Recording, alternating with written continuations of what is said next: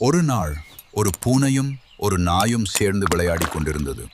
விளையாட்டில் பூனை தள்ளிய ஒரு கல் நேராக குளத்துக்குள் விழுந்தது.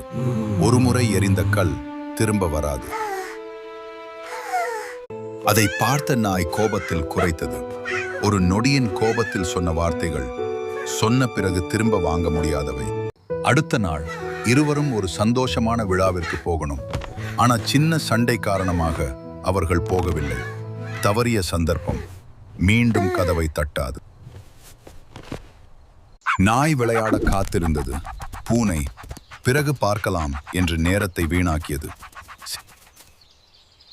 ஒரு நாள் பூனை நாயின் சாப்பாட்டை தட்டிவிட்டது. நாய் அதன் மீது வைத்த நம்பிக்கை உடைந்தது. நம்பிக்கை போய்விட்டால் திரும்ப ஏற்படுத்துவது கடினம்.